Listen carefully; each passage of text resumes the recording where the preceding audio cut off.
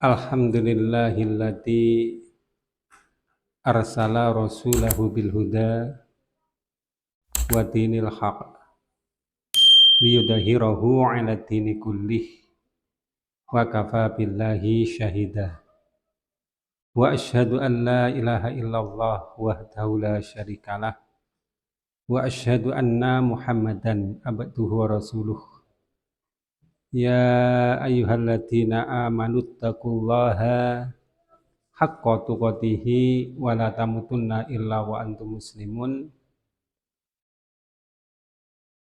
Allahumma shalli ala Muhammad wa ala alihi wa sahbihi wa man tabi'ahum bi ihsani ila yaumil qiyamah, amma ba'd. Ma'asyiral muslimin rahimakumullah, ada keharusan dan kewajiban yang dibebankan kepada kita semua, yaitu untuk menjaga amalan-amalan kita. Ya, tentunya yang disebut dengan amalan adalah amalan-amalan baik kita.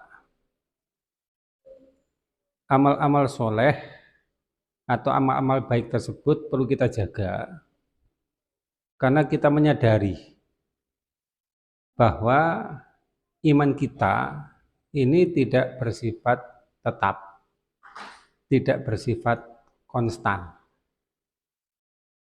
tetapi iman kita bersifat dinamis,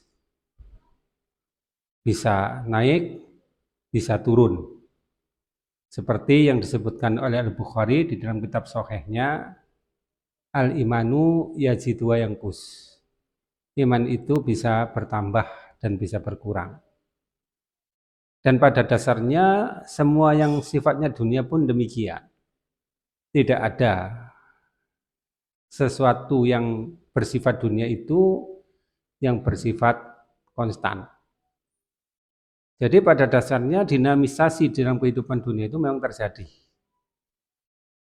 Misalnya keadaan badan kita, tidak selalu kita ini dalam keadaan sehat. Kadang-kadang sakit, kadang-kadang sehat. Demikian juga rasa senang, rasa susah.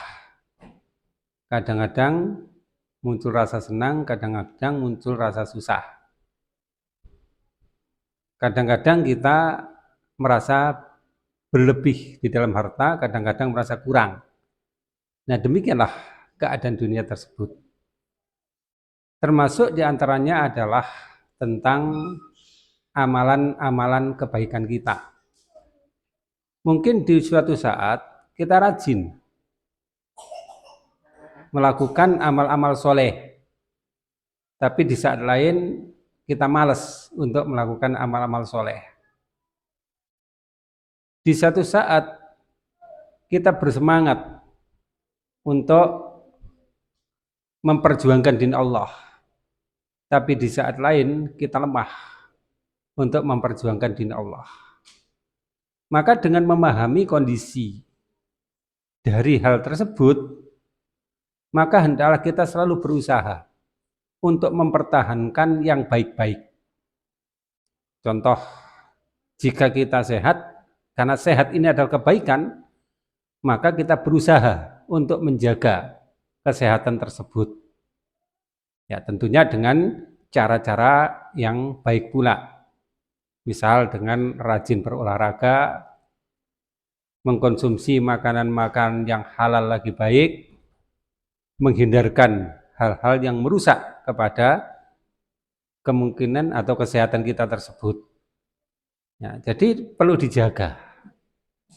Nah, di dalam amal pun juga demikian. Karena kita menyadari bahwa amal itu tidak bersifat tetap, maka perlu kita jaga. Jika suatu saat kita membiasakan diri dengan amal yang baik, maka harus dipertahankan, harus dijaga agar amal itu terus baik. Ya, walaupun kadang-kadang kita nggak mampu untuk menjaganya, tapi setidaknya ada upaya kita untuk menjaga amal itu agar tidak jatuh kepada amal yang buruk. Jadi perbuatan menjaga atau mempertahankan kebaikan-kebaikan tersebut itu memang harus kita lakukan. Ya.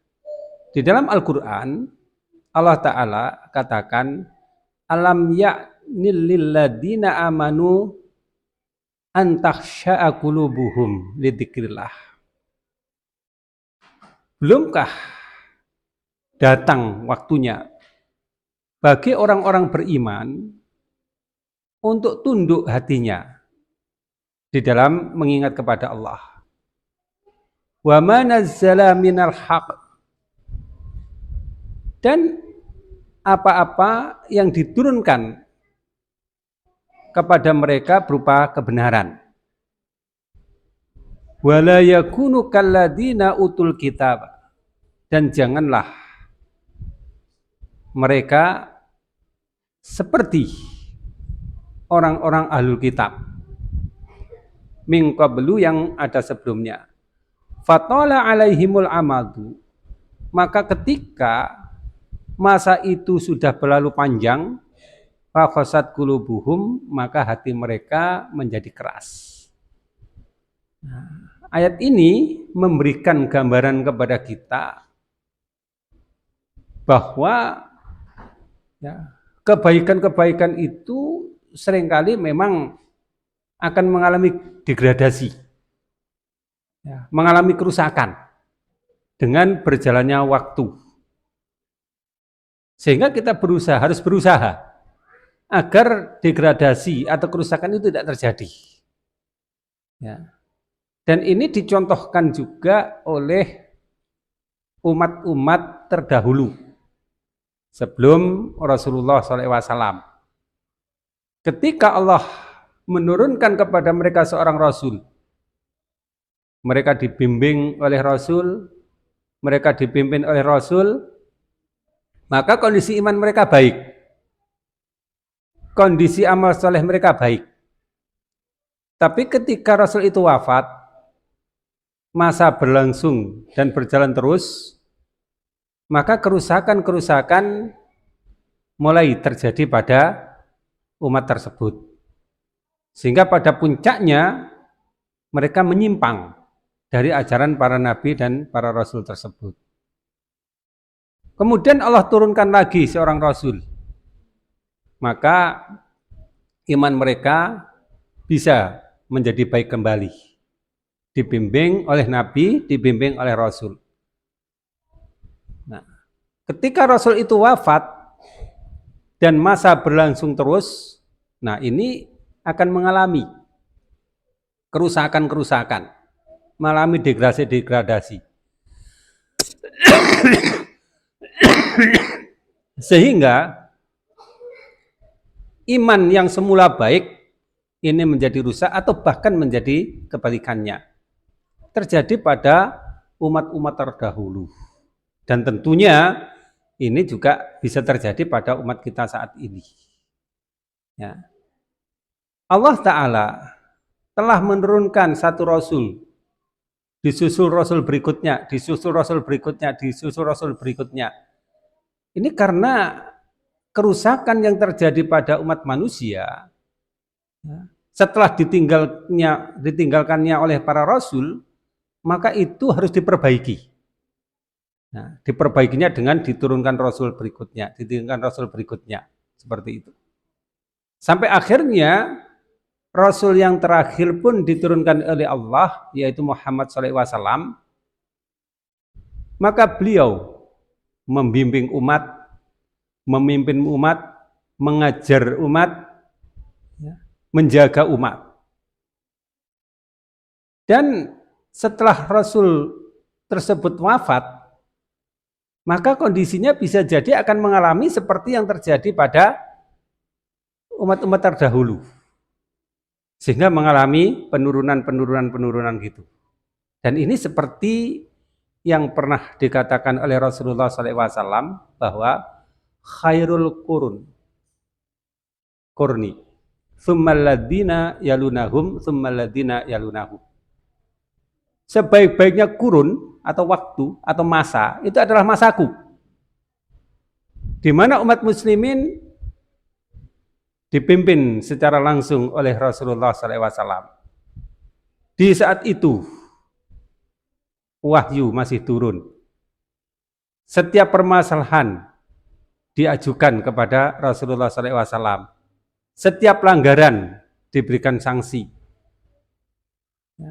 Musuh-musuh Islam berhasil diperangi. Penjalanan syariah Islam berjalan dengan baik. Dan kondisi ini adalah kondisi yang maksimal, kondisi yang terbaik. Ketika Rasulullah SAW wafat, maka kondisinya menurun. Ya, tsummal ladzina yalunahum, kemudian setelah mereka. Ya, artinya kondisi menjadi menurun, kurang dari kondisi sebelumnya. Nah, sebagai contoh, saat itu mereka masih dibimbing oleh orang-orang yang Rasulullah SAW ridhoi. Dan mereka pun juga ridho kepada Rasulullah SAW. Mereka orang-orang yang menyertai dakwah Rasulullah SAW, perjuangan Rasulullah SAW, dan kehidupan Rasulullah SAW dari awal dakwah hingga wafatnya beliau. Mereka antara lain adalah Abu Bakar As-Siddiq, kemudian Umar bin Khattab, walaupun beliau masuk Islamnya agak terlambat, yaitu sekitar tahun 6 dari masa kenabian. Kemudian Utsman bin Affan, kemudian Ali bin Abi Thalib, kemudian Hasan bin Ali. Yang mana masa tersebut kita kenal sebagai masa Khulafaur Rasyidin, para khalifah yang mendapatkan bimbingan, mendapatkan petunjuk. Maka kondisi ini masih relatif bagus. Penerus dakwah Rasulullah SAW ini dikenal sebagai orang-orang yang memang kuat menjaga din tersebut, kuat mempertahankan din tersebut, kuat memperjuangkan din tersebut. Sehingga Rasulullah SAW pun memerintahkan kepada kita semua untuk mengikuti kepada mereka. Beliau katakan, alaikum bisunnati wa sunnatil khulafaur rasyidin al muhtadin min ba'di. Ikutilah oleh kalian sunnahku dan sunnah para khulafaur rasyidin yang mendapatkan petunjuk setelahku. Nah, ini merupakan kurun terbaik setelah masa Rasulullah SAW. Kemudian tsummal ladzina yalunahum, kurun ini akan mengalami degradasi kembali, yaitu akan mengalami kemunduran kembali.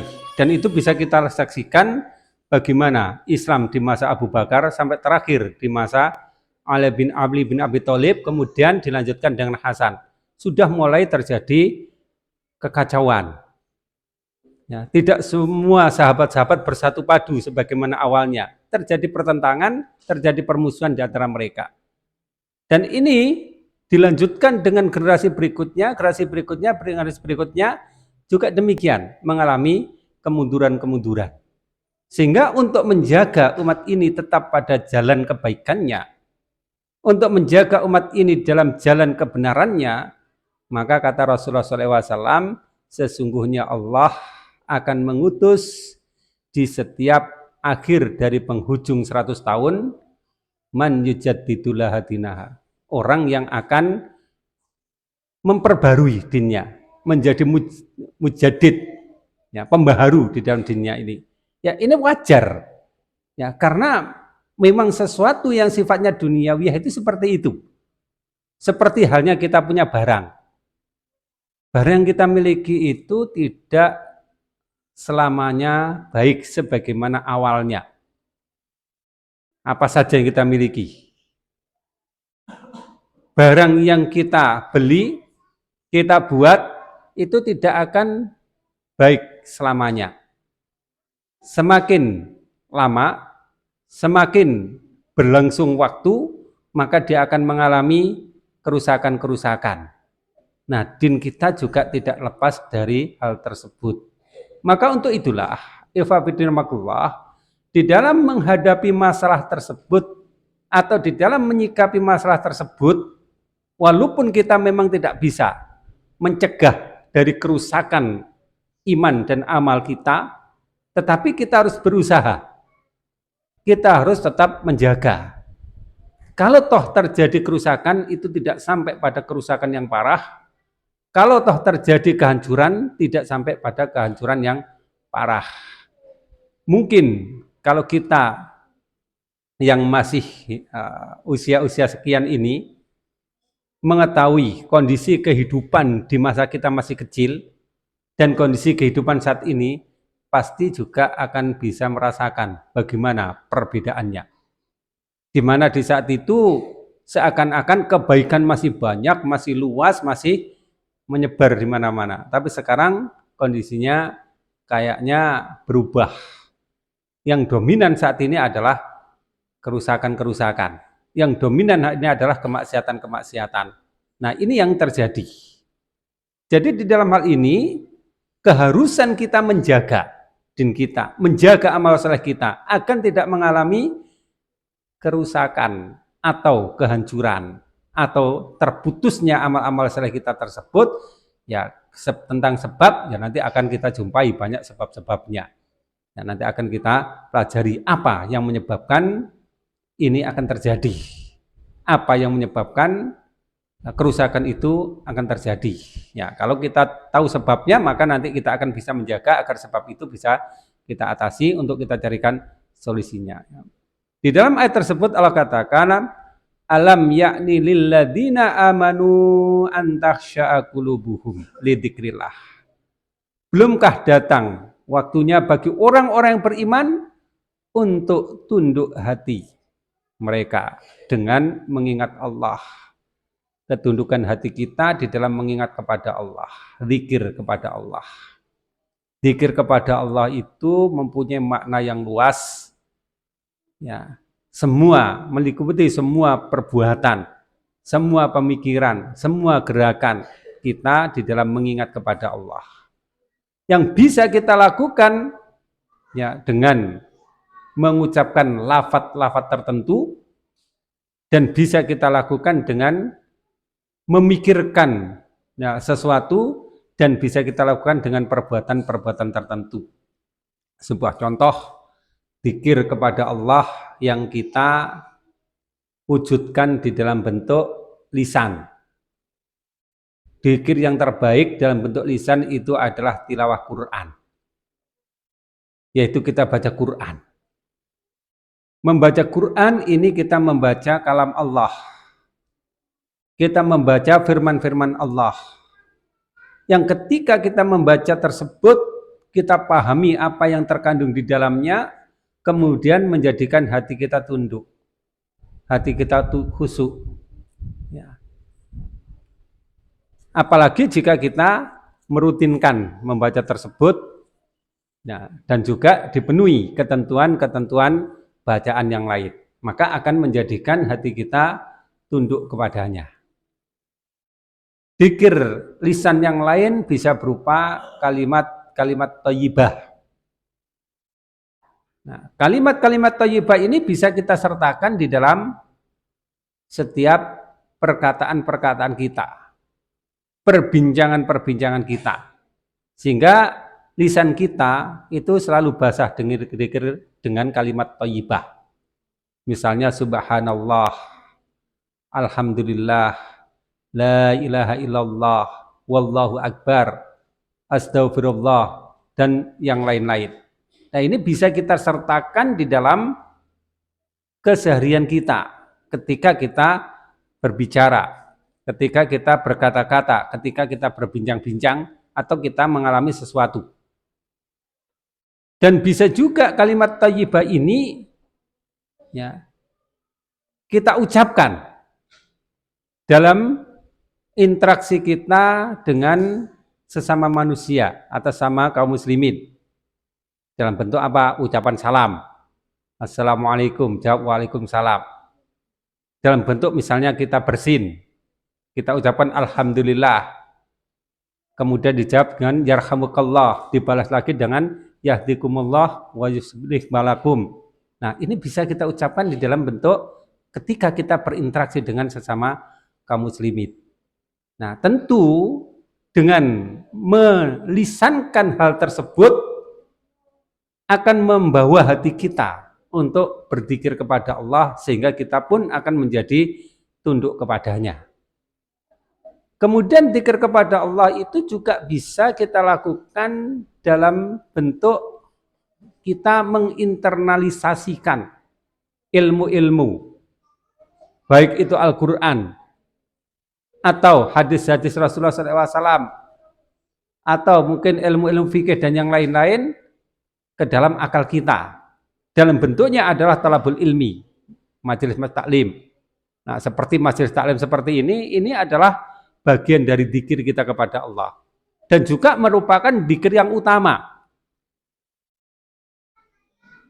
Nah, karena dengan zikir ini ilmu akan sampai kepada kita dan ini akan membimbing kepada kita kepada jalan kebaikan, kepada jalan kebenaran.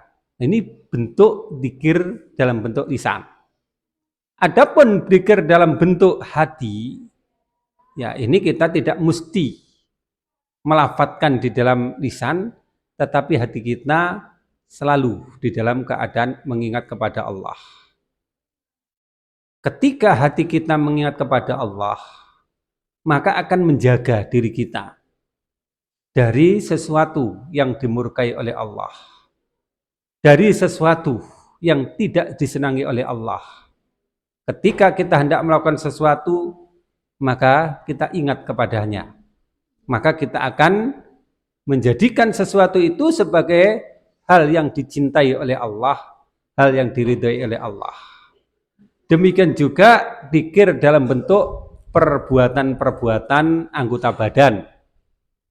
Ya, dalam hal ini yang terpenting adalah ibadah kita, yaitu sholat-sholat kita, baik yang wajib maupun sunnah, terutama bagi yang melazimkan sunnah qiyamul lail. Nah, ini menjadi saran yang bagus di dalam kita mengingat kepada Allah. Belumkah datang waktunya kepada orang-orang yang beriman untuk tunduk hati mereka mengingat Allah?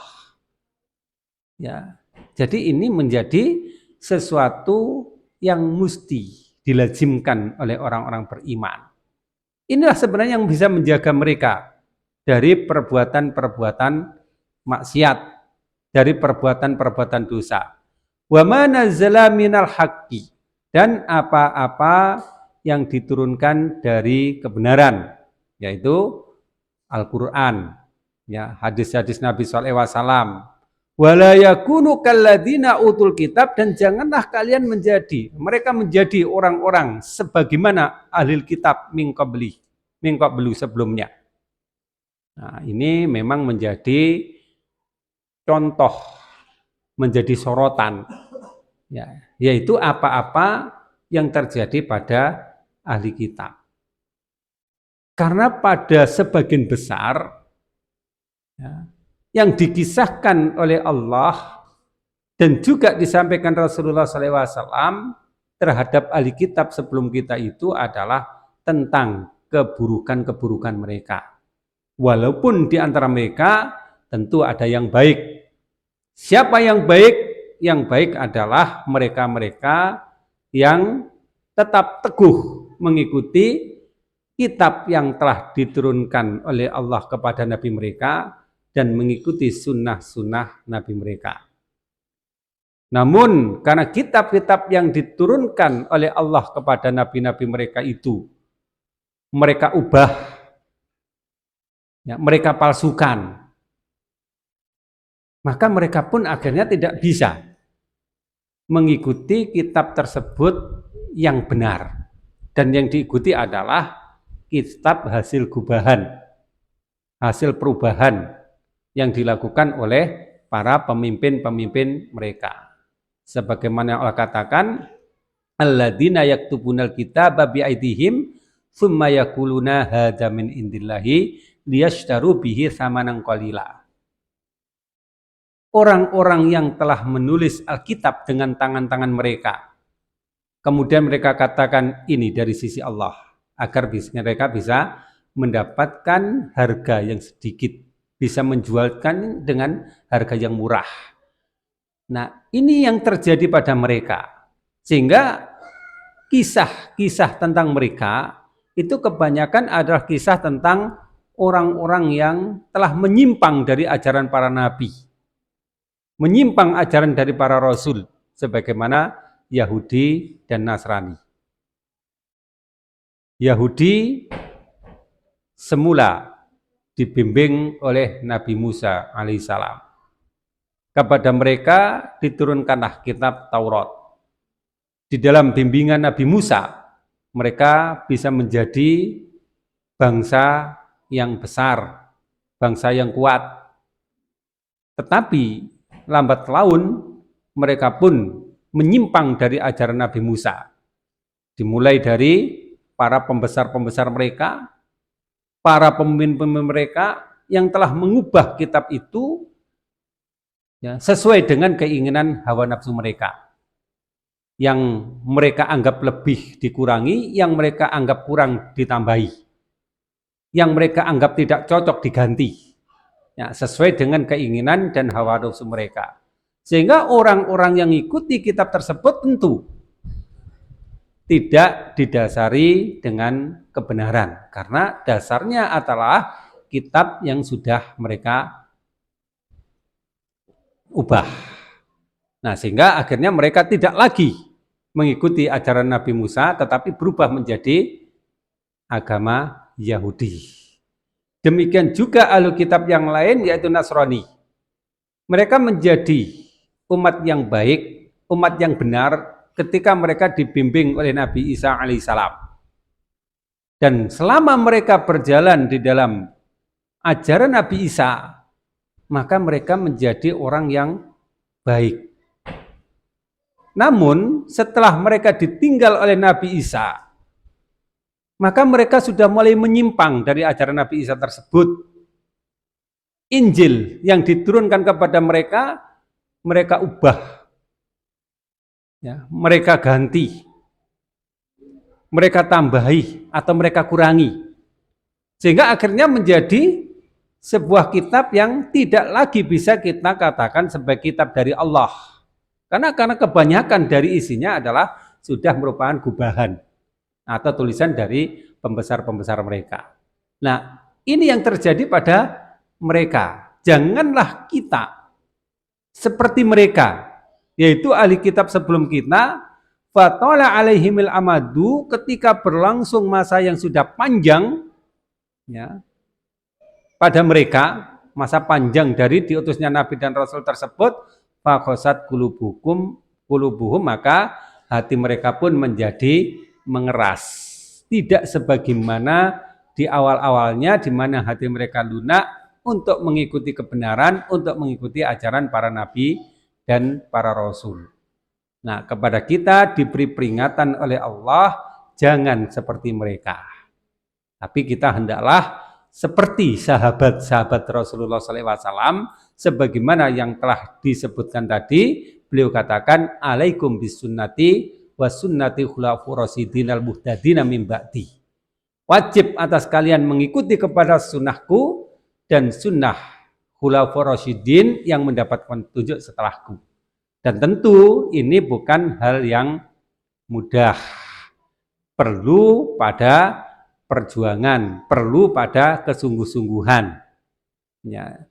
Jadi mempertahankan din kita, mempertahankan ajaran kita dengan sesungguhnya. Ya.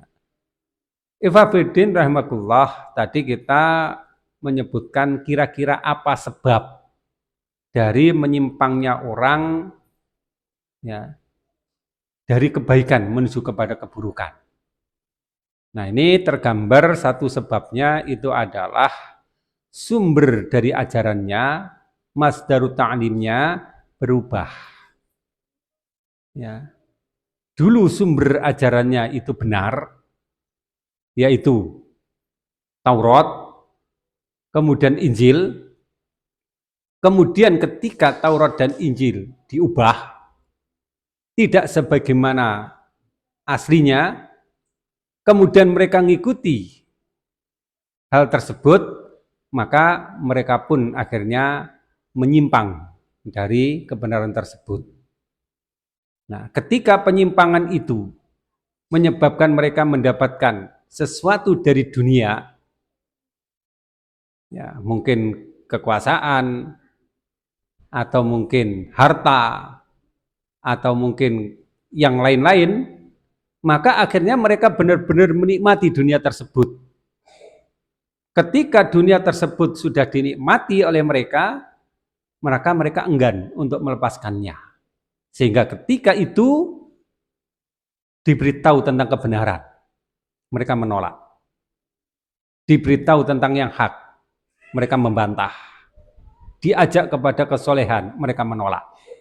Karena apa? Karena pengaruh dunia tersebut. Nah, ini harus kita waspadai. Memang kalau kita berbicara tentang Islam, sumber Islam memang tidak pernah berubah. Di mana sumbernya itu adalah Al-Quran. Dan tentang Al-Quran ini, manusia dan jin tidak punya kuasa, tidak punya kemampuan untuk mengubahnya. Karena Allah Ta'ala yang telah menurunkannya, itu menjaganya. Katanya adalah, inna nahnu nazzalna dzikra wa inna lahu lahafidun. Sesungguhnya kamilah yang menurunkan dzikra, yaitu Al-Quran ini. Dan kami pula yang menjaganya. Sehingga Al-Quran tidak akan bisa dipalsukan. Tidak akan bisa diubah. Bahkan hingga hari ini. Sampai pada masa yang akan datang. Bagaimana Allah menjaganya? Al-Quran diturunkan oleh Allah lewat perantara malaikat, disampaikan kepada Rasulullah SAW. Rasulullah SAW mengajarkannya kepada para sahabat, dan ini diterima oleh mereka secara mutawatir dalam jumlah yang banyak. Dan orang yang banyak itu tidak mungkin bersepakat untuk melakukan kedustaan. Kemudian disampaikan juga kepada orang yang banyak. Disampaikan kepada orang yang banyak. Dan penyampaian itu melalui dua hal. Yang pertama, melalui lisan, dalam bentuk ucapan-ucapan lisan. Dan ucapan lisan ini bukan hanya mereka baca, tetapi mereka hafal, ya, sehingga mereka menyimpan di dalam memori yang ada dalam akal mereka, di dalam otak mereka. Dan ini sudah menjadi kebiasaan dari umat ini sejak zaman terdahulu. Mereka punya memori di dalam otaknya yang tersimpan padanya bacaan Al-Quran tersebut. Kemudian yang kedua, sejak zaman Rasulullah SAW, Al-Quran ini telah ditulis. Ya. Walaupun di awal-awalnya media tulisnya memang terbatas, tetapi yang penting di sini harus ditulis. Hingga disempurnakanlah penulisannya di masa Utsman bin Affan. Dan hingga hari ini tidak ada satu pun huruf yang hilang.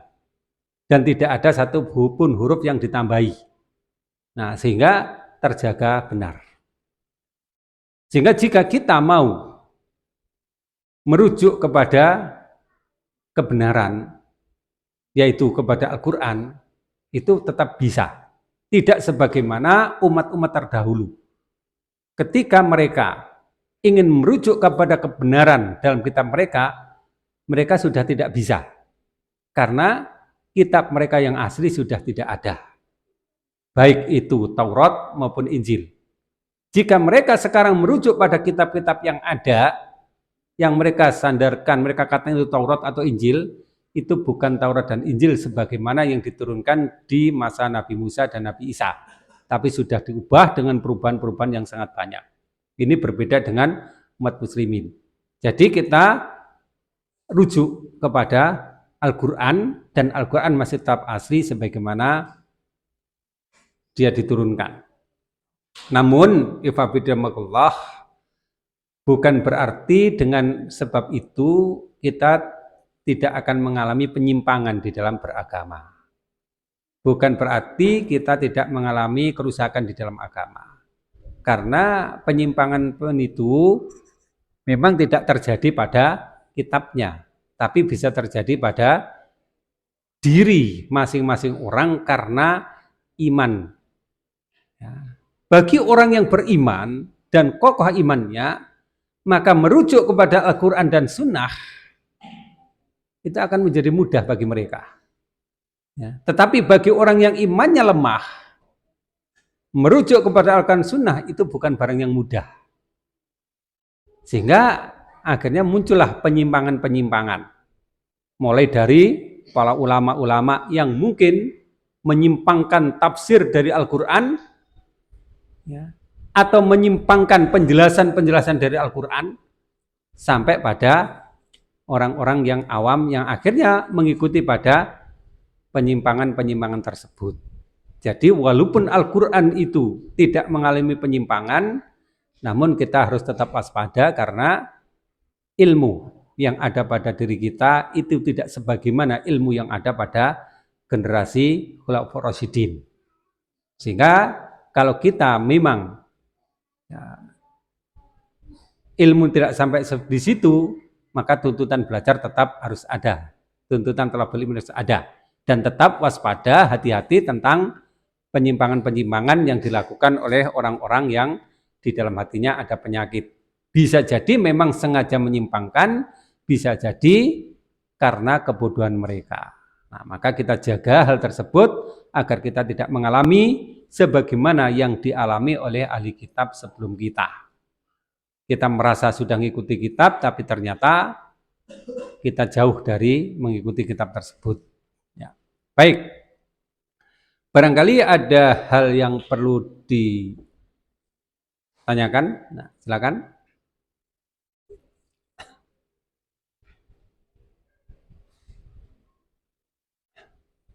Ya, silakan.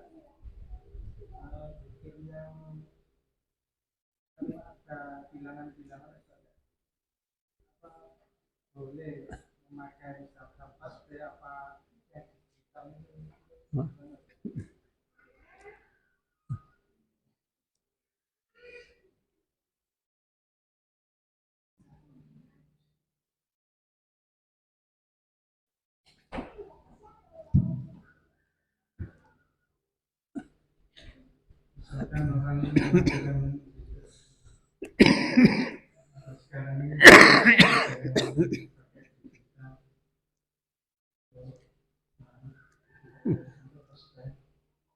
melakukan bilangan-bilangan yang sampai 1000.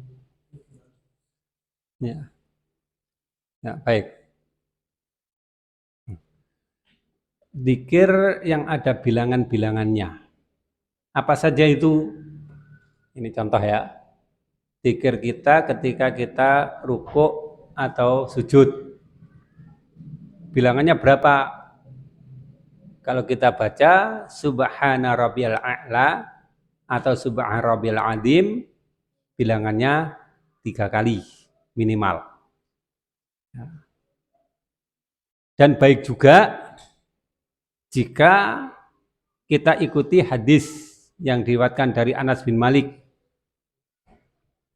Dia katakan bahwa aku tidak menjumpai seorang pun yang sholatnya lebih menyerupai dengan sholat Rasulullah SAW dibandingkan dengan anak ini, yaitu Umar bin Abdul Aziz. Di mana aku memperkirakan di dalam rukuk dan sujudnya dia membaca 10 kali tasbih. Jadi bilangannya 10. Kemudian juga ada bilangan 3, yaitu bacaan istighfar setelah sholat. Astagfirullah, astagfirullah, astagfirullah. Ada bilangan 33, yaitu subhanallah 33 kali, alhamdulillah 33 kali, Allahu Akbar 33 kali. Ditutup dengan sekali, la ilaha illallah wahdahu la syarikalah, lahul mulku wal hamdu wa huwa ala kulli syai'in qadir. Itu diantara bilangan-bilangan yang ada di dalam dzikir-dzikir kita. Bilangan-bilangan lain ada enggak? Misalnya sampai 1000 kali. Ini tidak dijumpai ada ajaran Rasulullah SAW untuk berzikir dengan kalimat thayyibah dengan hitungan 1000 kali. Ada yang 40 ribu kali, itu juga saya belum pernah menjumpai ada hadis yang demikian. Tetapi kalau kita ingin berzikir sebanyak-banyaknya, fadkurullah dzikran katsira, ini tidak salah. Kita melakukan zikir yang sebanyak-banyaknya.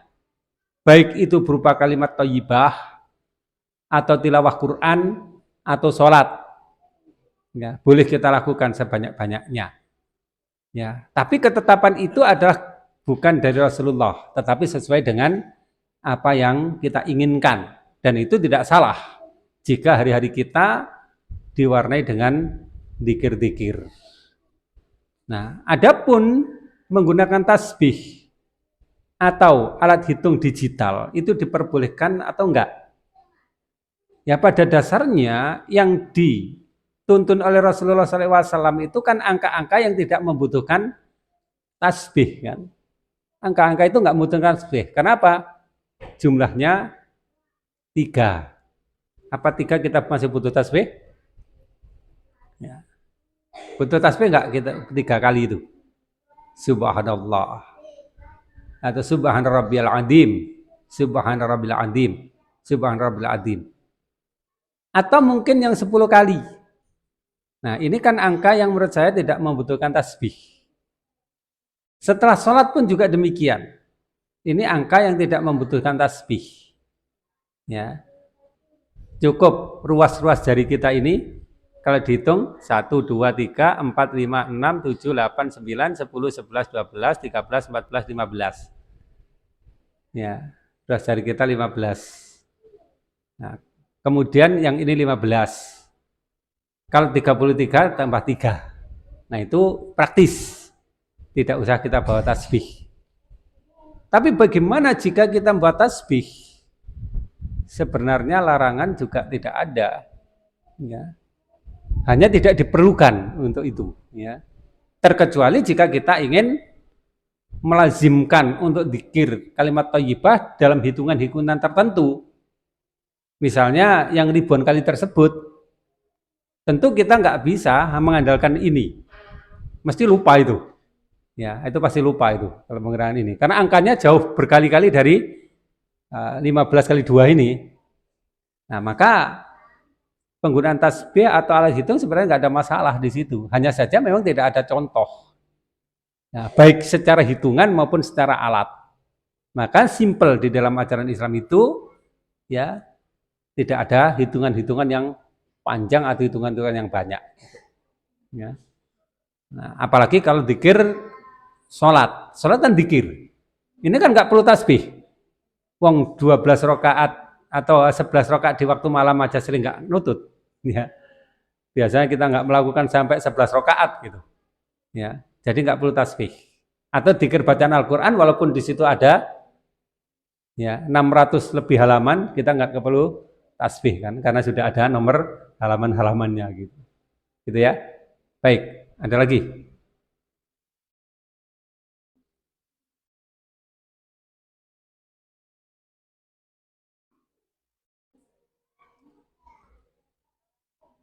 Ya, silakan.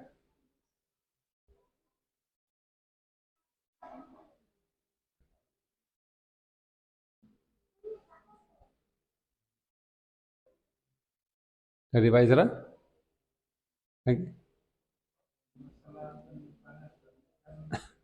Itu pakai